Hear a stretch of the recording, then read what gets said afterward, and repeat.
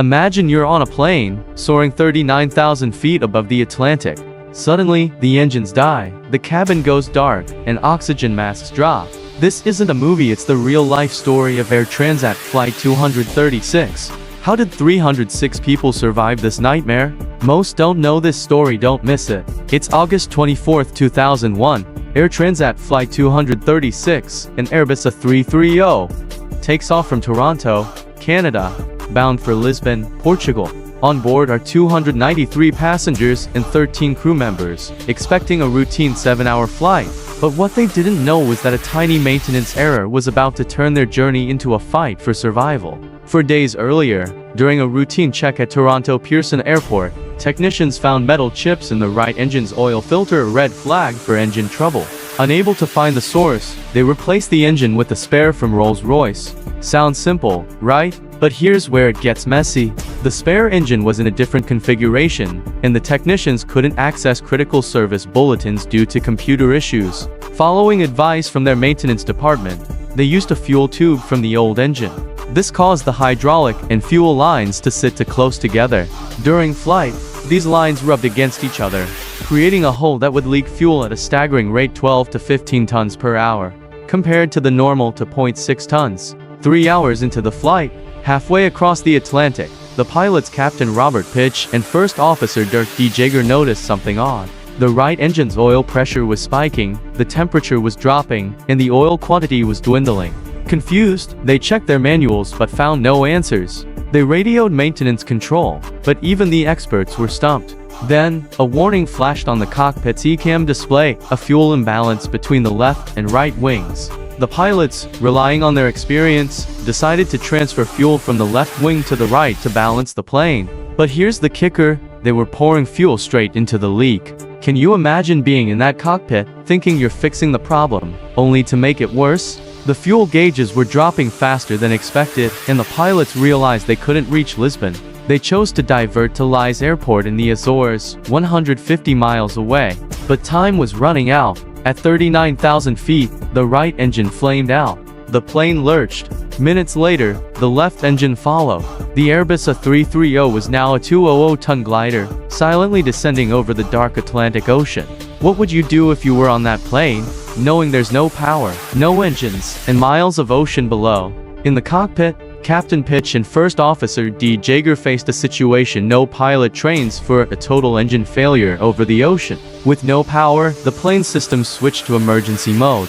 A small device called the Ram Air Turbine, a windmill-like propeller, deployed, generating just enough electricity to keep critical instruments alive. The cabin was chaos. The loss of engines caused depressurization, and oxygen masks dropped from the ceiling. Passengers, many jolted awake, scrambled to secure their masks as the plane began its silent descent. Captain Piché had to maintain a delicate balance. The plane's speed needed to stay above 140 knots to keep the rat working, but not exceed 200 knots, which could make landing gear extension tricky. It was like threading a needle while falling from the sky. As they neared Lajes Airport, the pilots faced another problem. They were too high, 13,000 feet, instead of the usual 3,000 feet for landing. Piché made a bold call, a 360 turn to lose altitude. This maneuver, practiced in simulators, was now their lifeline. But here's where it gets even crazier. Without engines, they couldn't use flaps, meaning they'd land at 200 knots, way faster than the usual 145 knots. First Officer DeJager extended the landing gear and adjusted the slats, giving the plane just enough lift to stay controllable. The tower controller at Lajes helped by flashing the runway lights, a beacon in the darkness. The pilots lined up for runway 33, knowing they had one shot to get it right. The touchdown was brutal. The plane slammed onto the runway, bursting 8 of its 12 tires. It bounced once, then settled, skidding toward the runway's end. Without spoilers or thrust reversers, stopping was nearly impossible. The anti-skid system failed, locking the wheels when Piché applied the brakes. Miraculously, the plane stopped just 600 feet from the runway's end. Fire sparked in the left main gear wheels, but fire crews were ready, extinguishing them quickly. The evacuation was a masterclass in teamwork. Everyone was off the plane in just 90 seconds. Can you feel the relief? From certain doom to solid ground. All because the pilots refused to give up.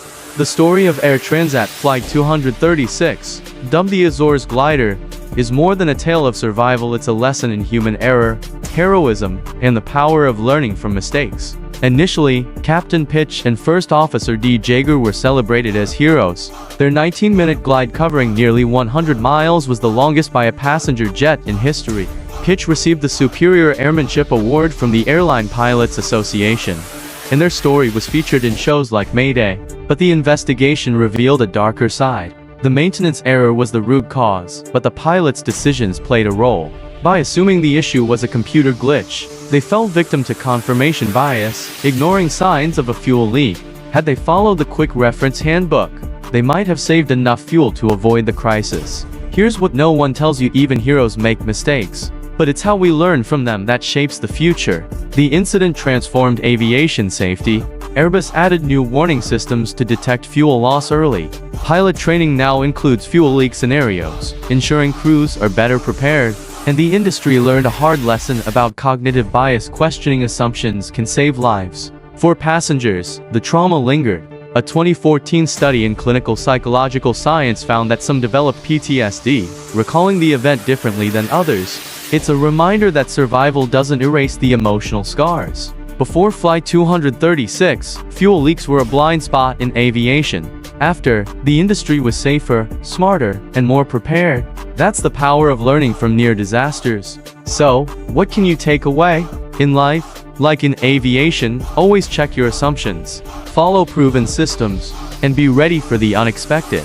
These lessons could save your day or your life. If this story gripped you, hit that like button, subscribe for more aviation tales, and share it with someone who loves a good story. Comment Flight 236 below if you're ready to dive deeper into aviation history. I might just make a follow-up video.